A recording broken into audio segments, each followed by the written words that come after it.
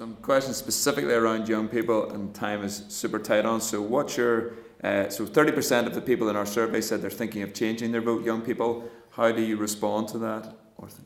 Well, I think young people need to look at what are the issues that are important to you, and what party best represents your views in respect of that. And then what individuals who as individual candidates are putting themselves forward, ask them, what is it they believe in around student fees or around these issues to do with marriage and life and so on, and test them. Don't just take what the media narrative is around individuals and parties.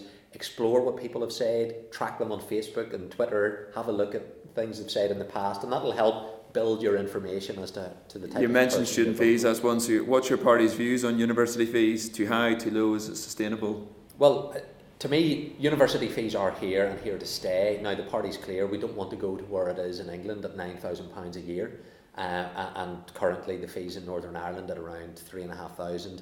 I wouldn't want to see them being increased to where they are in England, because we need to encourage more people in education. But we do need to have people getting the right degrees at the end of the process of university, so that they can go into good employment and be able to obviously deal with the debts that often students can incur. And is it time for a properly integrated education system with teachers trained at one college and pupils educated together?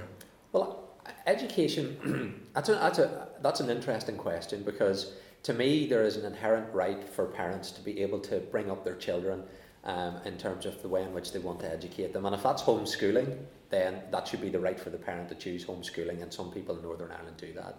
If that's through an independent Christian school, then that should be the right for the parent to do that. And to me, we have then our controlled schools and we have our maintained schools. And I know people view the type of school that they send their children to as something that's very important, and I wouldn't want to force a system on an individual as to how they should bring their children up, because to me that's part of their freedom of parenting and their responsibility to make those type of decisions. So we've 1 minute of wrap up, really quick fire questions. What's the top 3 reasons you think a Christian should vote for your party? Well, first of all, there's a Christian duty for people to vote, and to me you should examine what parties best represent your views. And I believe my party, of all of the parties, we have been consistent in defending life in Northern Ireland, and we've been consistent in defending marriage, and on those 2 critical issues as Christian people, then I think the DUP is where your vote should be going. What book are you reading at the moment, or did you last read? Well, I'm reading the book of Esther at the moment, and interestingly around Mordecai and all of the political issues that were going on at that time, and that's the book that I'm currently studying. What would your biography be titled? My biography? Good question.